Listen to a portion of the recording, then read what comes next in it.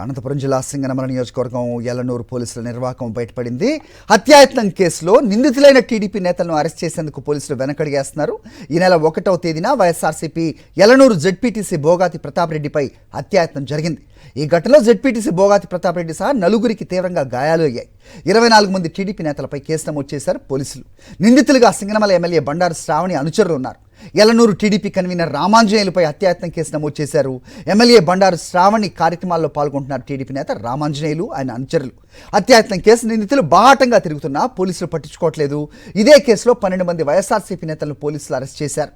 పోలీసుల తీరుపై సర్వత్రా విమర్శలు వ్యక్తమవుతున్నాయి. ఇదే అంశంపై అప్డేట్స్ మా కరెస్పాండెంట్ శివారెడ్డిని అడిగి తెలుసుకుందాం. శివారెడ్డి, ఇదే తంతు మనం 2 సంవత్సరాల కాలంగా ఇదే చూస్తున్నాం మనం. సో టీడీపీ నేతల కక్ష సాధింపు చర్యలు, ప్రతిపక్ష వైఎస్ఆర్సీపీ నేతలను టార్గెట్ చేయటం, వాళ్ళ మీద దాడులు చేయటం, తిరిగి వాళ్ళ మీదే కేసులు బనాయించటం, దాడులు జరిగిన కూటమి నేతలు టీడీపీ నేతలు అయితే మాత్రం వాళ్ళని విడిచిపెట్టడం, వాళ్ళని బాహాటంగా వదిలేయటం. ఏ రకంగా చూడాలి, ఏం జరుగుతోంది అక్కడ అప్డేట్ చెప్పండి. ఖచ్చితంగా, ఎందుకంటే అనంతపురం పోలీసుల తీరు వివాదాస్పదమవుతుంది. ఎందుకంటే వాస్తవానికి ఏ కేసు జరిగినా, ఏ నేరం జరిగినా దాన్ని త్వరితగతిన ఛేదించి నిందితుల్ని పట్టుకొని శిక్షించాల్సిన బాధ్యత డ్యూటీ పోలీసులపై ఉంటుంది. అయితే టీడీపీ నేతలు ఎంతటి తీవ్రమైన నేరాలకు పాల్పడినప్పటికీ వారిని చూసినట్లుగా వదిలేరు.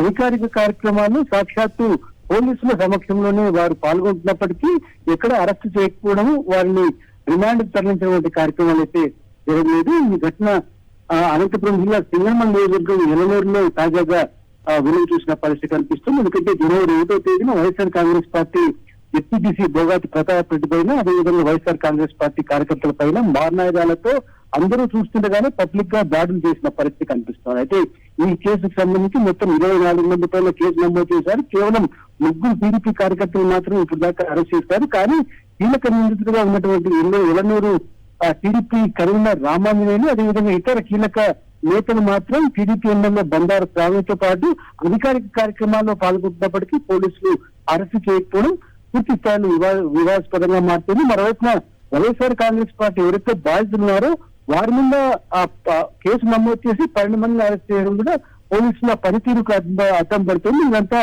పూర్తి స్థాయిలో విమర్శలు దారి చేస్తున్న పరిస్థితి కనిపిస్తోంది. Hari. Okay Siva Reddy, thanks for the inputs.